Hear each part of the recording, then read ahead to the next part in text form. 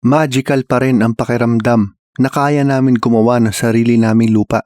O ba parang lupa? Dahil hindi talaga lupa ang compost pero pwedeng taniman. Just the same. Sigurado na ako, ito na ang best method ng pagko-compost kung ikaw ay nasa city. Sa probinsya, sa bakuran, hindi mo na kailangan to. Itatambak na lang. Sa kondo naman, masyado itong malaki. Kaya mas okay doon yung mga bokashi o yung enclosed. Pero dahil nasa compound naman kami, ito ang best para sa akin. Sigurado ako, isang roleta.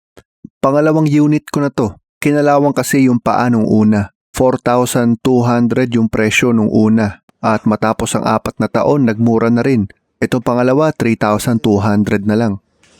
Naalala ko kasi yung una namin hindi ako nag-assemble si Archie. I miss you, Archie. Ang daming pyesa, tapos buti na lang may instructions. Okay. Yun nga, warning lang. Padadaliin nito ang buhay mo kung ikaw ay nagko-compose. Pero sa unang araw, yung assembly, kailangan mo ng pasensya. Tapos na ang kalahati. Lagyan natin yung divider. May divider kasi yan dito. Yan. Saksak muna natin to. Okay na. Ito, papatong ko na lang doon. Ayan, tapos na. Panoorin nyo kung gaano ka-frictionless yung kanyang ikot. Parang magic. At ang nanalo! Sa letra. Ang tagal oh. Ha? Ang tagal. Wala. Parapag tayo. Uy, hindi pa tapos.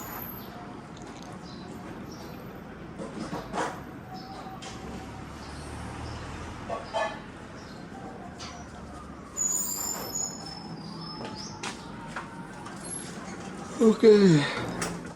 Noong kinalawang siya, nag-explore ako ulit ng ibang methods tulad nitong 8 timba na pinagpapasa-pasa ko ang laman. Pero wala, yung mga timba nangangamoy at para sa mga hindi sanay medyo nakakadiri. Di bali na ako sanay na. Pero kung sila hindi komportable, hindi nila ako matutulungan. Kaya ako bumalik sa Tampiolo. Walang makakatalo sa Tampiolo sa ganitong city setup. Yung bang nasa city ka pero may space para sa Tampiolo kasi may iba nasa kondo mas bagay dun yung bokashi. Inangat ko na gamit ang platform para mas tumagal laban sa kalawang.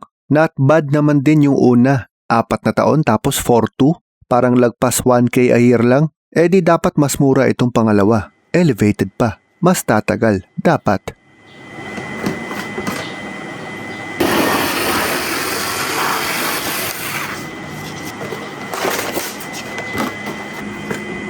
Ayan siya. Yung kabila na sarado, gusto ko na nilalagyan ng nito. Ayan. Para hindi mabuksan. Alam na nila yan. Pag meron yan, alam na nila. Halimbawa, mapuno na to. Ililipat ko ngayon yung sipit dito. Habang ito, nagpapaluma. Tapos dito naman kami maglalagay o kaya harvest. Kaming kitchen meron kaming maliit na compost na ito yung dinadala ko doon. Tissue, gulay, eggshell, doon yun. Ano ang rule ko kung ano pwedeng isama sa hindi pwedeng isama? Wala po akong rule. Basta dati siyang nabubuhay, pwede po dyan. Kaya nga pwede yung papel kasi dati siyang puno. Ngayon kung may makalusot na plastic sa final form, mahuhuli ko naman habang nagpapatuyo. Pakita ko sa inyo yung pinapatuyo. Hinarvest, pinapatuyo para madaling ibistay. Dahil may garden kami, may garden waste din. Lagay ko na rin.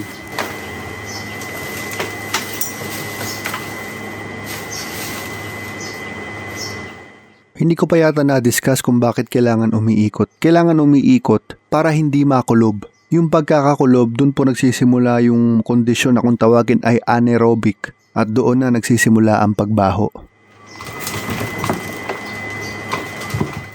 May mga compost na akong na-harvest noon at matagal ko na pinapatuyo, i-process nga natin, pakita ko sa inyo. Yan, nato yung compost, may tumutubo na nga, may gusto na tumubo. Kamati siguro yan na na-activate sa pagkalabas niya ng compost, nakakita ng araw, na-activate. Kamati siguro yan. Kaya pakita ko sa inyo once na mabistay o ma-sift. Sifter ito, itong buon to.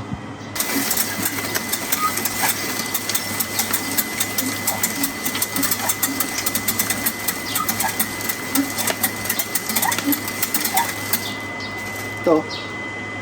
Huli, plastic. Dami. Sobrang hirap naman kasi, girl. Sobrang hirap bantayan yan.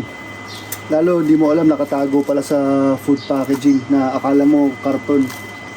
Plastic pala. And, pagkatapos ma-sift, ayan na siya. Compost.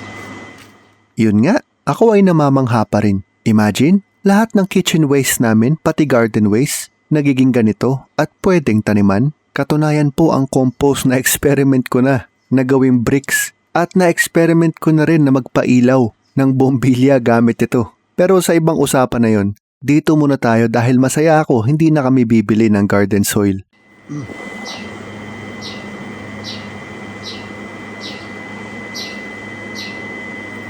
Diba? Ba't pa ako bibili ng garden soil? Ito sarili namin gawa. 3 bag na nga ako ngayong umaga. Oh. And the cycle continues. So nandiyan na yung mga kinain namin. Balat ng saging, eggshells, kape, ground coffee. Lahat. Pati yung mga garden waste. So di ko na kailangan gawin yung mga garden hacks na eggshell, kape, uling. Kasi yun, black na black siya. So dito kami nagtatanim, nag-testing nga ako na recently lang ako nag-testing na pure compost lang pinagtaniman ko, okay naman po kinalabasan. Pakita ko sa inyo. Pure compost ang sahig niyan, pure compost ang sahig niyan. Yan.